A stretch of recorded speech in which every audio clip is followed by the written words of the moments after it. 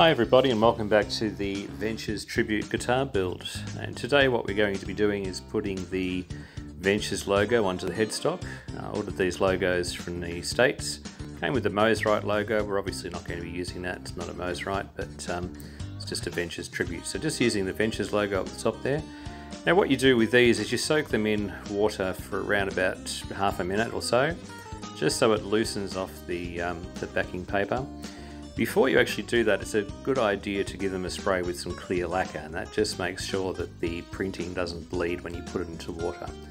After you very carefully put the logo on, you can move it around a little bit. Then I just pat it dry with a tissue, make sure there's no bubbles underneath, and then you're away to go. Now on the next one I've actually put a little thing here that says Mosrite, sorry I'll start again, that says Tribute Guitar by Euroa guitars. So that particular little logo I printed up, it's just going to go above my logo, just so there's no confusion about what this guitar actually is, that it's just a tribute model that we've done. Now once this is all dry, once the logos are dry, which is about 24 hours to make sure they're completely dry, then we usually go over it with a couple of coats of lacquer just to seal the edges in. Make sure that the logos stay there, they don't scratch off, and it also buries the logos underneath the acrylic clear. It's the same thing as what Fender did with their logos. Okay, now every time you do a build, there's always one little problem that comes up. Now sometimes they're little problems, sometimes they're big problems, and it's just a matter of overcoming them. With this one, we put a piece of timber in here, and I don't know if you can see it, there's a really faint line that runs across and down. Now it's not the pencil lines, but a little faint white line that runs across. Now what's actually happened is I've filled the edges a little bit with it, and it still had a bit of a ridge, and no matter what I did, the ridge was still there. So what I'm going to do with this one, this particular guitar, because it's basswood and it's fairly soft, I'm actually going to put a fabric covering over the top. Now I'm going to use a resin, but I'm using a polyester resin. Now I haven't actually used a polyester resin before, I've always used an epoxy. So a little bit of a trial with this guitar. So what we're doing at the moment here is just masking up some of the edges and the areas that we don't want any resin to get onto. And then we're going to put over the guitar a piece of white fabric, I should say. It's a cotton, and then we'll put the resin over that and we'll resin coat it. Now what that will do, it will strengthen the top of the guitar. It will also take out those little minor imperfections that we had, and it will also make the front of the guitar or the top of the guitar a lot tougher, and therefore, especially with something like basswood, which is very soft, it actually protects the guitar from dents and scratches. Now what we're doing here is filling the cavities with some plastic bags. If you were doing this from scratch, so if you're making a body from scratch and you wanted to put a fabric top on, the easiest thing would be to put the fabric top on first, epoxy it, let the epoxy dry, and then go ahead and route your cavities. Now obviously we can't do that with this guitar because the cavities are pre-routed. Because it's a kit guitar obviously, so we've just filled those cavities to make it a little bit easier. Now the resin that we're using is a polyester resin, as I said. The best thing to do with any resins is to weigh it first. So weigh it out as opposed to trying to do 1 cup and 10 mils. Just weigh it, and the reason for that is because if you have too much hardener, it will harden too quickly. And if you don't have enough, it's not really going to set off properly. So to give you an idea, this guitar took us about 20 minutes to do the top. Now I'm not going to let you sit here for 20 minutes and watch me put resin on, so it'll go as fast forward.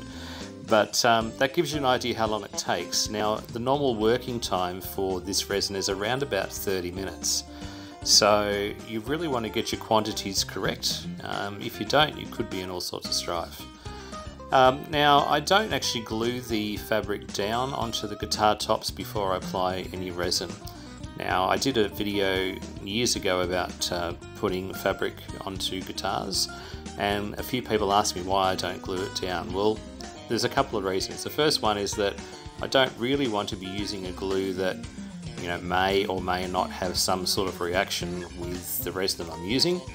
And I find that if you put the resin on and you use a cotton fabric, which this one is, then the resin soaks straight through the fabric, and it's the resin that sticks the fabric to the guitar. So what I do is I apply it with a spatula or a scraper, and I'm wearing nitrate gloves here as well, and I use the nitrate gloves so that I can use my fingers to actually spread some of this around. Especially on this guitar, with the German carb, it has those contours on the edge, so it's much easier to actually just use your fingers to get the resin where you want it and get rid of any air bubbles. Now I will actually come back and cut some of the edges back a little bit so that they sit and fit a little bit better, and make sure I have no air bubbles. Just getting some air bubbles out there at the moment.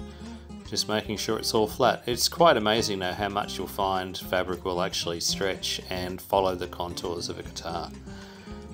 It's quite amazing really. So here we are, cutting a few little slots in there just so that we can get those edges to sit properly and we have no air bubbles. And now the reason I'm using white is because I'm actually going to be spraying this guitar anyway, so I will come back after this resin is dry. We'll put another coat of resin on it, sand it all back so it's nice and smooth, and then it will have its coat on. And now what that will do, it will cover all those imperfections in the top of it. It also makes that guitar really tough. So there's a couple of reasons we're doing the resin on this guitar today.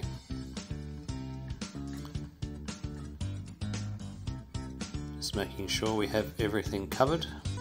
As I said, it took about 20 minutes to do this. It does take a while, but quite an easy job to do really if you want to put a resin top on a guitar. What we'd normally do is cut the excess off a little bit later and then go around with a router just to smooth it all out and sand it back, and you're done. Just putting a couple of air holes in there just to get rid of any air.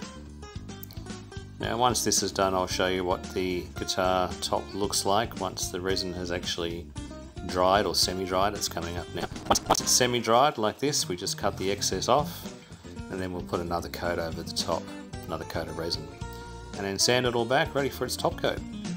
So anyway, we're just about finished for the day. Thanks for watching again, and we'll see you very soon. Bye for now.